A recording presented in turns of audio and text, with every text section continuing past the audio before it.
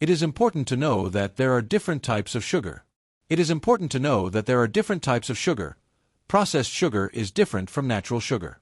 Foods like fruits that contain natural sugars contain essential nutrients that will help you stay healthy.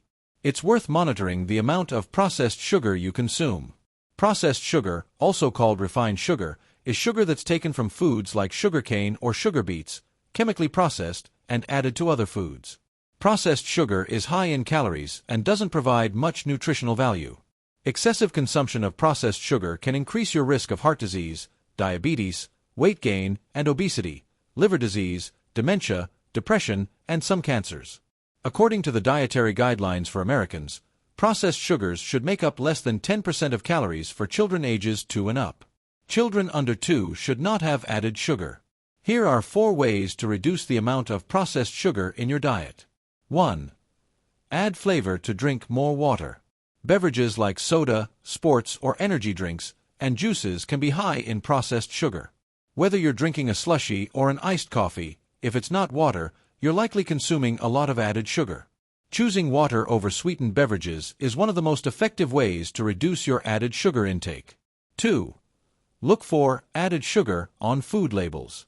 Because sugar is added to so many different foods, pay attention to labels when you shop. Keep in mind that many foods that contain processed sugar don't necessarily taste sweet. Many processed food labels break sugar into 2 categories: total sugar, which includes both natural and processed sugars, and added sugar, which is sugar added to a food during processing.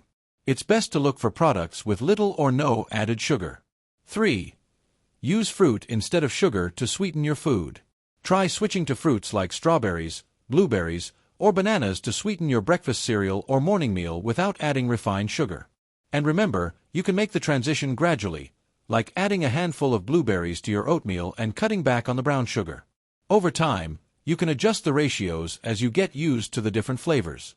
4. Reduce sugar in baked goods. What are artificial sweeteners? Artificial sweeteners are chemicals used to replace table sugar. These sweeteners are very concentrated, up to 600 times sweeter than table sugar, and contain virtually no calories. They also don't affect your blood sugar levels the way regular sugar does. Artificial sweeteners don't enter your bloodstream and directly raise your blood sugar. They stay in your digestive tract until they pass out in your stool. To tell if a product contains artificial sweeteners, the label will likely say something like sugar-free, reduced sugar, no added sugar, or diet. You can also buy them in pure packets, liquid drops, or granules. What are the different types of artificial sweeteners? There are 3 types of artificial sweeteners: synthetic, plant-based, and sugar alcohols.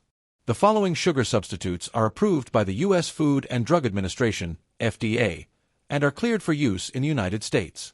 Aspartame, equal, NutraSweet. Saccharin, sweet and low. Sucralose, Splenda.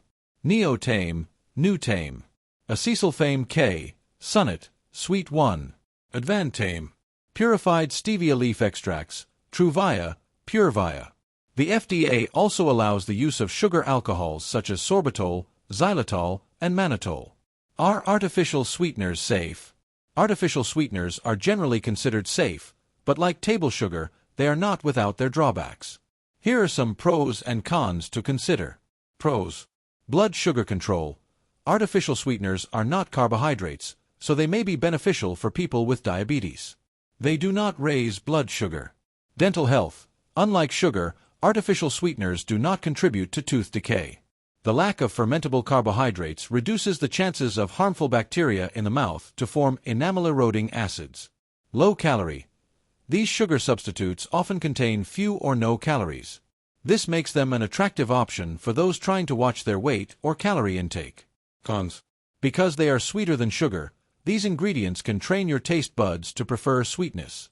Over time, this can change the way you taste healthy foods like fresh fruits and sweet vegetables. Gut bacteria.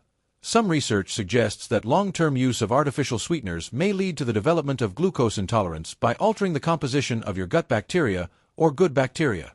Digestion. Some sugar substitutes, such as sugar alcohols, may cause bloating, gas, and diarrhea when eaten in large quantities. Health concerns. There is no link between artificial sweeteners and cancer. However, their long-term use has been linked to an increased risk of heart attacks, strokes, and metabolic syndrome, as well as a number of health conditions such as high blood pressure, high blood sugar, and excess belly fat. Artificial sweeteners should be used with caution by people at high risk, such as pregnant and breastfeeding women, diabetics, and those with migraines and epilepsy. Monitor your overall sugar intake.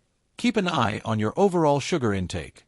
The American Heart Association recommends 9 teaspoons of added sugar per day for men and 6 for women.